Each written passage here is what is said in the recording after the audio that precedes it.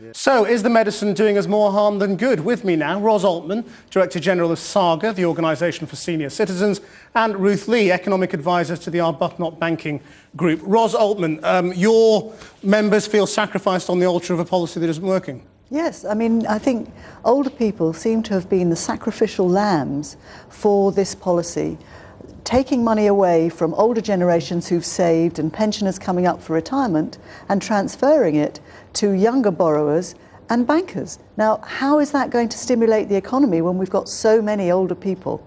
Ruth Lee?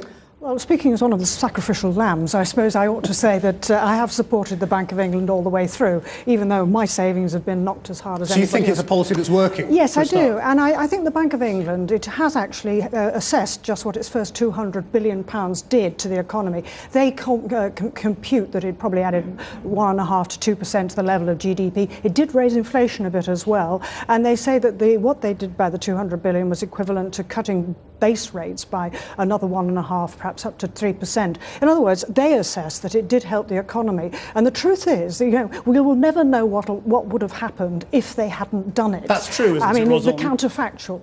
This is a massive experiment. 200 billion was a huge amount of money. We are now putting another 125 billion of new money into the economy, but we're not actually putting it into the economy. What we're doing with it is buying government bonds. That is a very indirect way of trying to stimulate the economy, and I believe it's not actually worked. It's not working, and it's not going to work. In fact, as far as we can see, quantitative easing and creating money to buy gilts is going to damage the economy from here. And it's going to create an inflationary problem in the future, you believe? We've already got some of the inflation that we're going to have.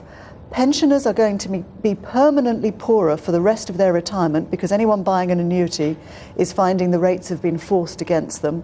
Anyone in income drawdown, as we've seen from Mr. Bone, is having their income lowered. Ruth Lee, isn't it the case that this is going on much longer than anyone thought? Absolutely. I mean, the truth is the economy's got all sorts of difficulties. It is slowing down. The GDP in the fourth quarter of last year actually probably fell by about 0.2%. Unemployment is rising. We've got this huge overhang of consumer debt that is dragging the economy down. So on what basis do you say the policy is working? Could I just say what the problems are with the economy? And of course, you can't have any fiscal stimulation because of the problems on the public finances, added to which there are problems in our major export market, which is the Eurozone.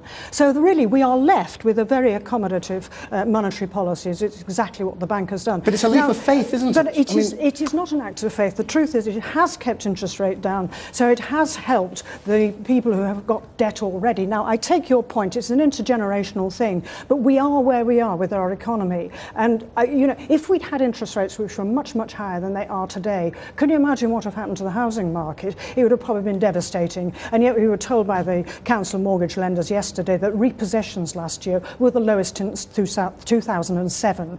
All the way through, and there was lower than 2008, 2009, 2010. Now, with a better housing market than otherwise would have been the case, I keep emphasising this, we don't know exactly what would have happened if they hadn't done this, but I can almost guarantee it would have been worse. And the truth is we need to get a growth back into this economy one way or another, and given all the other difficulties we've got, what can we do but have a Bank of England? Ros Altmann, I suppose some people would say there's a bit of balancing out going on here because your generation of pensioners right now are probably better provisioned than the generations below. That's absolutely not the case. And in fact, people coming up for retirement now, most of them, I'm not talking about the very well-off few, most of them are finding that their pension savings are not delivering much pension income at all.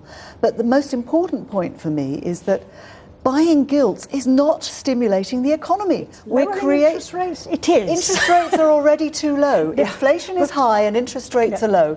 So buying gilts is the least intelligent way of trying to stimulate the economy. If you create new money, lend it directly to small companies who need it. Don't buy gilts. Well, that's another possibility. But the truth is, by keeping interest rates low, as I've just explained, for a start, you've helped the housing market, and you'd probably have more more business investment than you otherwise would have had. I say it's all about the counterfactual. Could I just answer this point about inflation? Inflation is going to come down this year. I'm going to put my 10 quid on the table and bet you that. Okay, but just very briefly, I mean, why should anybody save now? Well, that's a very good question, but I think, You can't think of a reason, can you? Well, look, I'm a saver, and I save because I need some money, but I know I'm not going to get much of a return on it. Ruth Lee, Ros Altmann, thank you both very much Thank indeed. you.